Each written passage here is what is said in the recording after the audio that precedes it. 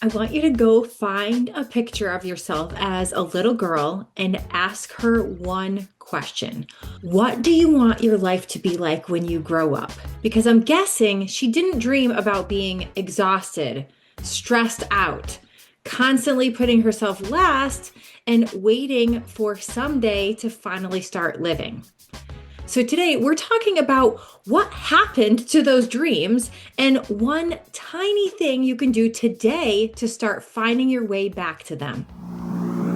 One, two, three, four.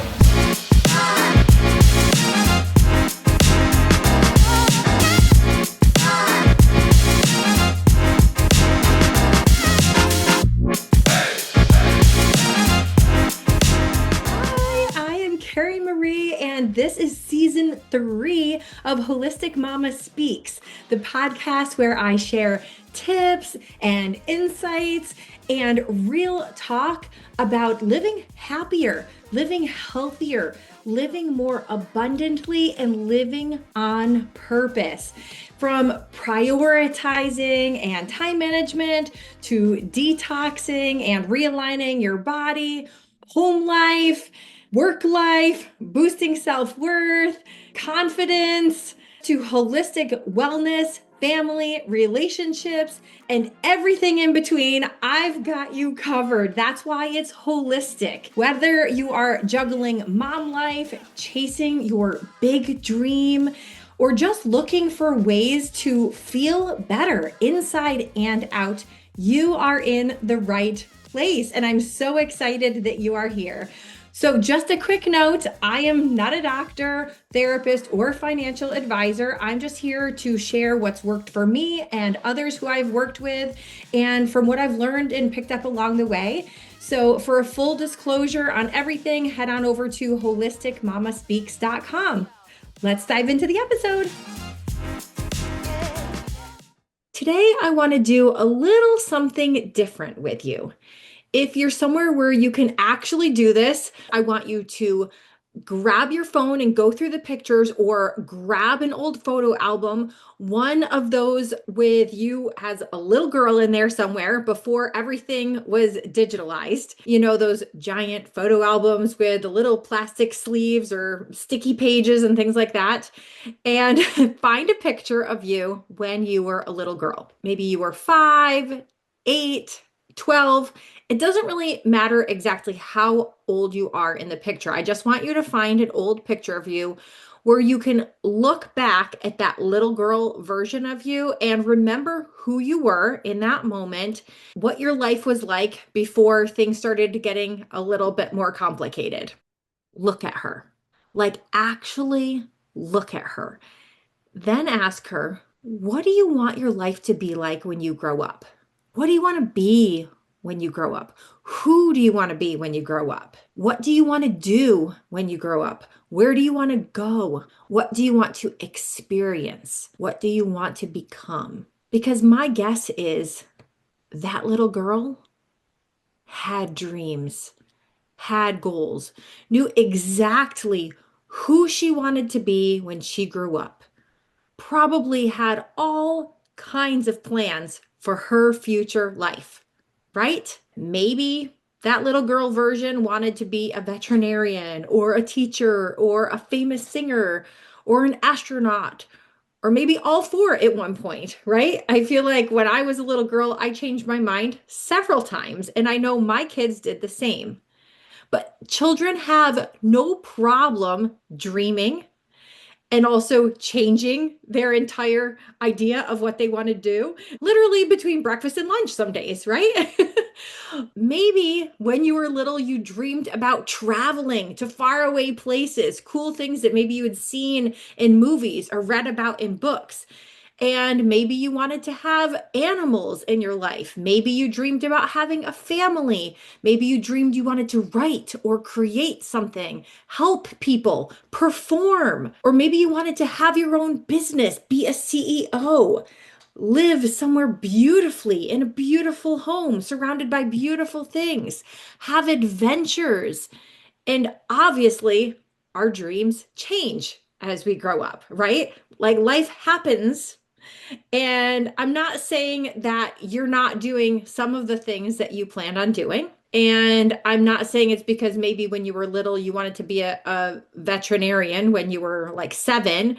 And I'm not saying that you should automatically just go and quit your current job or sell your business and enroll in veterinary school so that you can make that dream come true. No, I'm not saying that whatsoever because obviously your dreams may have changed over the years too. That's not the point of this. What I want you to notice though is think about what's underneath those dreams, like the possibilities, that belief in yourself, the belief that you could do whatever you wanted to do or be whatever you wanted to be. You were excited, right? And think about that. Think about that feeling, that belief, because you know what? There's something else I can almost guarantee, something that that little girl did not say. When I grow up, I hope I'm completely exhausted by Wednesday. No, that is not at all what the little girl versions of ourselves were thinking. She wasn't hoping to spend her entire adult life starting to think about bills and stressing about everything at the same time of planning out dinner and lunches for the entire week. And all of a sudden, oh yeah, there's that permission slip that I needed to sign. She wasn't dreaming about lying in bed awake at night thinking about the 17 things that she forgot to do that day and the 10 million things to do the next day. That little girl was not thinking about that. She definitely was not growing up deciding to put everybody else's wants and needs and dreams ahead of their own, right? But for some reason, that happens to us. It's not something we dreamed about whatsoever. It just happens. And before you know it, you put yourself on the back burner because life happened. We have to get jobs. We have relationships. We have kids. We have homes. We have bills. We have appointments. We have responsibilities, people who depend on us. And then we start to find ourselves saying, I'll do that when things calm down. I'll focus on me after I get through this next busy season. I'll travel someday. I'll take that class later. I'll be part of that community another time. I'll figure it out when the kids are older. I'll take better care of myself when I have more time. I'll start saving when I have more money. It always becomes someday, later, eventually, after this or after that. And I'm definitely not saying that some of those responsibilities that you have are not important because I'm sure that they very much are. Of course they are. And I'm not telling you to forget about your grocery shopping or stop taking care of your kids or anything like that. You're not going to just whisk off on your dream vacation just because I'm telling you to dream some more. No. What I'm asking you to do, though, is for you to think about when did you stop being one of the people you're responsible for taking care of? Because I think that that's where so many of us get lost. We become incredibly good at knowing what everybody else needs in the moment, right? We can almost anticipate it before it happens. We know who needs to be where, we know what needs to be purchased, we know who has what appointment, the bills that need to be paid, who needs support, who needs encouragement, and who forgot their water bottle, who has practice, what we're going to have for dinner. But then somebody asks you, what do you want? And all of a sudden you're like, I don't even know. I have no idea what I want. I've been so focused on what everybody else wants that I kind of forgot. Then for some reason we put ourselves into this mode of like, oh, what can I afford? Or what fits in the schedule? Or what won't inconvenience everyone else? What makes sense for me right now? What am I allowed to want? And eventually, our dreams kind of feel like they're irresponsible to even have. So we don't move forward with any of them. But then go back and look at that little girl picture of yourself. What would you say to her? Imagine that little girl sitting across from you. Imagine like just being able to talk to that younger version of yourself. And Imagine that she tells you about something that she's dreaming about, something that she wants to become or something that she wants to do. You wouldn't say, "Oh, that's stupid," or "That's unrealistic," or "You don't deserve that," or "Other people's needs are more important than yours." Just put that on the back burner. Who do you think you are for wanting that? You should probably stop wanting so much. No, you would never say that to her. You would never say that to a child, let alone you as a child. No, you would encourage her. You would probably encourage her and say things like, "You can do amazing things. Yes, go out and get it. Do it. Learn, explore, have fun, take adventures, take risks, see what happens. You have the whole life ahead of you." So why is it so easy that to give encouragement to that little girl version of you, but it's so difficult to give it to ourselves? And you know what? If your daughter or your niece or a friend's daughter, think about a little girl in your life, your granddaughter, any little girl that you care about, think about her. Would you want her dreams to be shoved down and pushed to the bottom of the list? Would you want her to be exhausted all the time? Would you want her to be afraid of spending money or time on herself? Would you want her waiting until every other human being in her life was happy before she gives herself to be happy? I think not, right? So we need to start modeling something different. It's not selfish. It is not abandoning our responsibilities to step into our goals and dreams. It's showing the girls and other women around us that, hey, our life matters too. My dreams matter, my health matters, my time matters, my joy matters, my growth matters, my abundance matters. I am allowed to want more. Because think of the example that you are setting for the little girls in your life, for the other women in your life. If you're constantly putting yourself last and on the back burner, what are you teaching to the other people in your life? So maybe you don't even know what you want anymore because it's been so long since you've allowed yourself to dream. Because maybe you're like, "Okay, Carrie Marie, that all sounds wonderful and good, but I don't even know what I want. My life is too crazy to even think about it." And that's so understandable. I get it. I know what it's like spending years focusing on what everybody else wants and needs and putting myself on the back burner. I unintentionally let myself get very sick and also to be very shy and reserved when it comes to sharing what it is that I do, my gifts and my talents, and how I can help people. And as soon as I realized that and started taking care of myself, I became well again.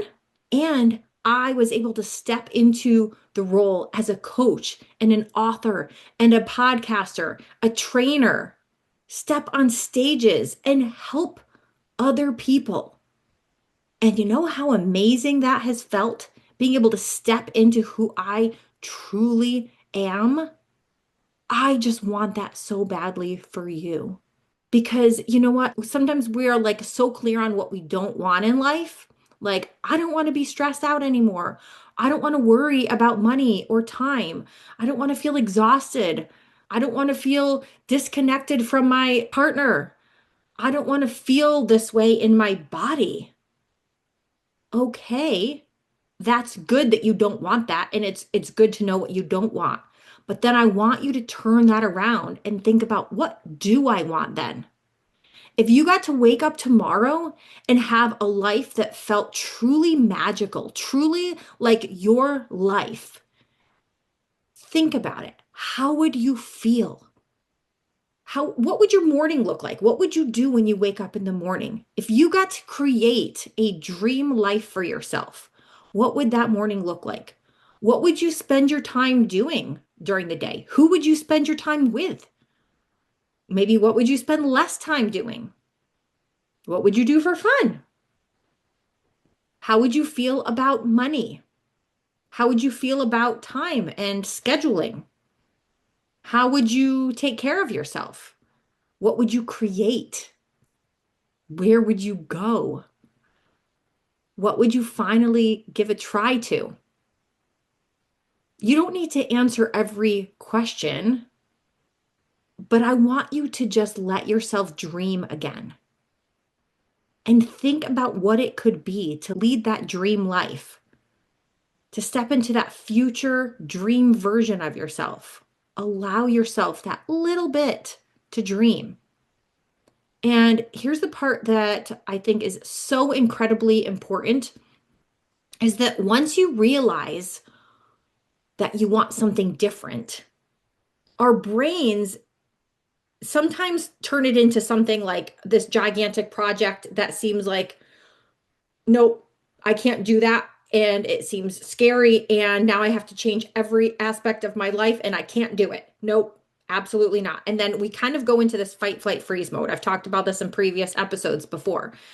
And you're going to end up being like overwhelmed by it all of thinking, oh, I've got to change this and this and this and this in order to be living into this dream life of mine. And I can't possibly even think about that because I have all of this other stuff going on. And you start like rattling off and overthinking everything and becoming overwhelmed. But instead of that, don't do that to yourself. Just think about who is the woman living the life I just described? How does she think? How does she believe? What does she prioritize? How does she take care of herself? How does she handle money? How does she use her time? What kind of boundaries does she set for herself? How does she speak to herself? What does she say yes to? What does she say no to? And then, my favorite question ever, what is one thing she would do today? And then go do it. Just one thing. Not 27, just one. Maybe she would take a 10-minute walk. If so, go do it. Maybe she'd finally sit down and look at her finances as a whole. If so, go do it. Maybe she'd transfer $10 into a savings account. If so, do it. Maybe she'd drink another glass of water. If so, go do it. Maybe she'd send that email. Maybe she'd spend 15 minutes working on the business idea that she keeps telling herself someday. Maybe she'd call a friend that she misses and thinks about all the time. Maybe she'd go outside and sit in the sunshine for 5 minutes. Maybe she'd say no to something. Maybe she'd say yes to something. Maybe she'd ask for help. Maybe she'd put the phone away and go to bed earlier. Maybe she'd sign up for something that she has been wanting to do. Maybe she'd spend 5 minutes writing down what she actually wants in her life. The thing is, it just needs to be a tiny action because tiny changes, little bit at a time, over time, compound. And before you know it, you are becoming her. You are becoming that future version of you because you don't need to change everything in one day. But think about one tiny action you can change. Because think about if you changed and did something that that future version of you would do, just 1% each day. Just 1%. 1% is so minuscule. You just change 1% of what you're doing, improve 1%. By 100 days, you've literally improved 100%. How crazy is that? That's in just over 3 months' time. And it'll be there before you know it. Think about how quickly time flies. Month after month goes by, year after year goes by, and you end up in the same spot. So, what if you just decided to improve one tiny aspect of yourself each day and step into that future version of yourself, becoming her a little bit every day? Not everything. Because sometimes we have it backwards. Sometimes we think that we have to wait until before we can make any kind of action happen. Like when I'm confident, Then I'll do confident things. When I have this, when I have that, instead of waiting until when, just think about what can I do now? So if you start giving yourself excuses, try to see what's the possibility. Start having possibility thinking. Instead of giving yourself an excuse, think about what can I do instead? What is one intentional action step or decision or choice that I can make and do right now?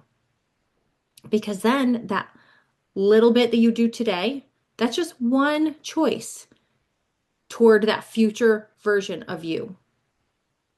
And then another one tomorrow, and another one the day after that. And then all of a sudden you're starting to get into this groove and you're no longer waiting for some magical, perfect time for this future version of you to arrive. You're already practicing it, you're already becoming it, and you're creating evidence for yourself that this is who I am. I am her. Or maybe even just I am becoming her. I am creating that future version of me now. And that makes such a huge difference when you start to basically give your brain that encouragement and also giving it evidence that you are who you say you are and you're doing what you say you're going to do. You are completely changing the trajectory of your life little by little. And think about what an example you are setting for other little girls and women in your life. And that's also why I believe so strongly in women having other women around them while they're doing this, because doing it alone is hard. Even though you're taking small, tiny little steps every day, sometimes you're going to have a day where you don't feel like doing anything. And to have women who can be there to support you, cheer you on, and just let you know that you are amazing, you can do this, oh, it makes such a big difference. Because we could easily slip back into old patterns and living the life that we always knew how to live instead of stepping into that future version of you. And that future version of you needs the support of other people. That's why I'm so passionate about my women's community that I'm building through the Rich Girl Network. Because, yes, there are tools in there. There are tools in there to help you step into this future version of you. And there are trainings, 12 habits actually, in order to step into a rich girl version of you, rich in all aspects of your life, not just money. There's coaching. There's conversations around identity and confidence, abundance, money, wellness, priorities, creating the life you actually want. But there's something else that's underneath it all that is so incredibly powerful about doing what we're doing. And that's doing it alongside other women who are also learning to step into that future version of themselves. And women who are celebrating you when you make tiny decisions and when you take tiny actions, because they know that just one little tiny decision or one tiny little action is evidence. It's evidence that you are changing. It's evidence that you are choosing differently, evidence that you are becoming her, that future amazing version of her. And maybe you're listening to this right now thinking, oh, I don't have the time for one more thing, or I can't spend money on myself right now. And I understand why those thoughts come up because, first of all, you've gotten into the pattern of thinking that you don't deserve to spend time and money on yourself, that you're not worthy of it. And that's something that I love helping women to break free from, of knowing that they are worthy of spending time and money on. But also, I want you to get curious about these things. When those things crop up, those thoughts, oh, I don't have the time for one more thing. I can't spend money on myself right now. This is just not the right time. I want you to get curious. because there is never going to be enough time or money for you when you don't believe in yourself, when you don't have a sense of self-worth that is worth spending the time and money on. So I want you to think about, at what point do you get to add yourself back into your own life? Start prioritizing yourself. You don't have to answer that today, but I want you to notice it. Here's what I want you to do after this episode, because of course, I love giving you a weekly challenge. And if you didn't already do the steps as we were going through this, I want you to find that picture of yourself as a little girl, look at that little girl, and I want you to ask her, literally look into the eyeballs of you as a child and say, what do you think our life could be? Then ask yourself, what do I want our life to be like now? And then ask, what is one thing I can do today that moves us toward that direction? So not next year, not someday, today. Even 5 minutes counts, or $1 counts, or a conversation counts, a decision counts, setting a boundary counts. Just one tiny step. It all counts, because you are not too old to dream. And you know what? You're not too busy to begin either. You don't have to have your entire life figured out. You don't have to know all of what your goals and dreams are.